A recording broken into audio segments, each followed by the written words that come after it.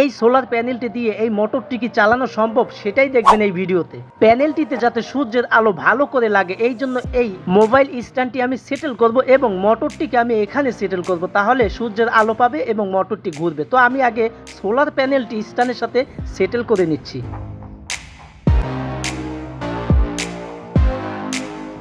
ব্যাস, আমার solar প্যানেলটি settle করা শেষ। এবার আমি এখানে মোটরটি লাগাবো, তাহলে সূর্যের আলোটি পাবে এবং মোটরটি সহজেই খুব স্পিডে ঘুরবে।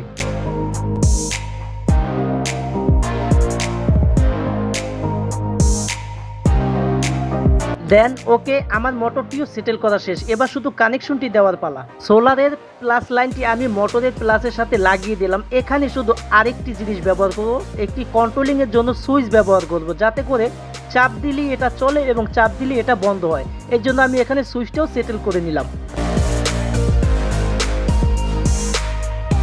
পরীক্ষা করতে ছাদে নিয়ে আসলাম, কিন্তু এটার একটা নতুন সমস্যা দেখা দিয়েছে। এটা দ্বারা হচ্ছে না, কারণ ছাদে একটু হালকা পাতলা বাতাস আছে, এটা আবার পড়ে যাচ্ছে। একটু বাতাস লাগলেই যেহেতু পড়ে যাচ্ছে, যখন এই মোটরটা চলবে তখন বাতাসের স্পিডে এটা আবারও পড়ে যেতে পারে। তো এই সুইচটি চাপ দিলেই কিন্তু চলবে, কিন্তু এর আগে এটা যাতে উল্টিয়ে না পড়ে সেই জন্য একটা ব্যবস্থা করতে হবে।